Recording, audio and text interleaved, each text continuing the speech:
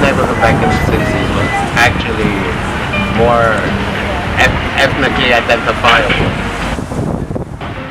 It would be made up strictly of certain ethnic cultures. It was mostly Jewish, then it became mostly Hispanic. Now, of course, there's quite a multi-dimensional existence of cultures and stuff. So my name is Carmen Rosado, and I've been living in the Lower East Side all my life. I am 47 years old, and I grew up in this area. Okay. I grew up right on Norfolk Street. So in 1800s, 1880s, it was European Jews that came into the Lower East Side, immigrants that came from Europe, and for reasons of religious freedom or being persecuted for their beliefs, they came to America to pursue a better life.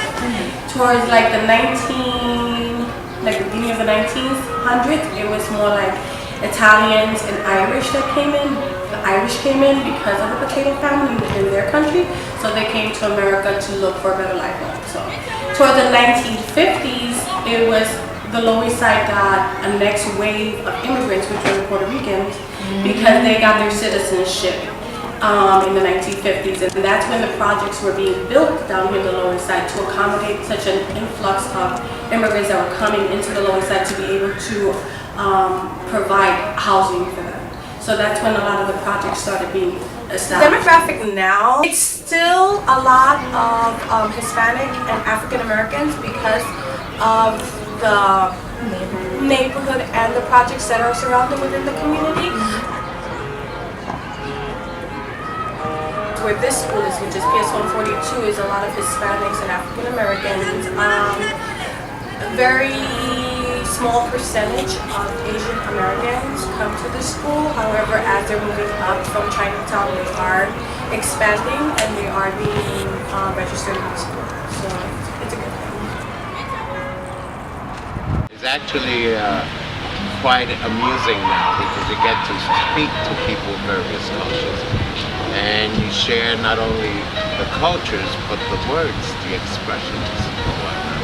And then, of course, the real good words from each language. You worked here for a really long time, so I was gonna ask, how has the demographics changed, if at all, or do you see like new groups coming in? Well, the neighborhood is definitely gentrifying. This school was one school, it was all PS 142, now it's two schools, so we have the Manhattan Charter School on the third floor.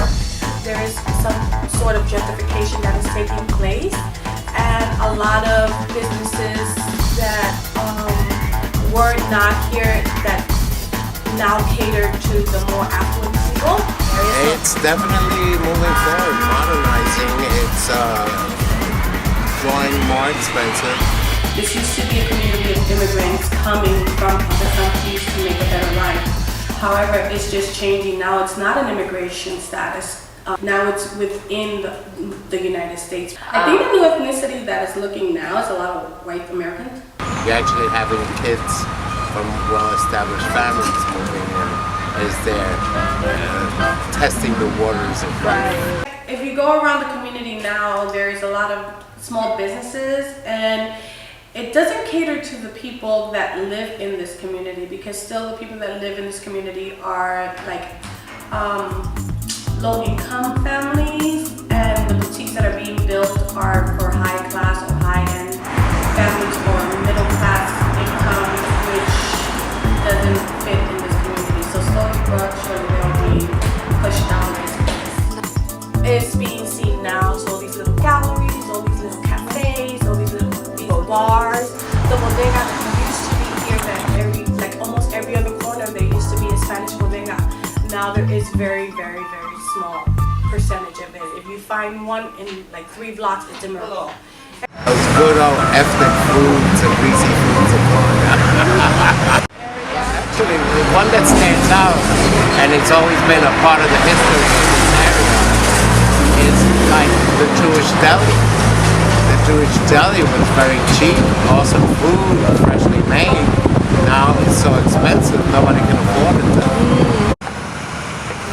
There used to be a lot more buildings there where families were living in. However, now they're like a gallery and I forgot there's another business in there. but it's not like open to the public.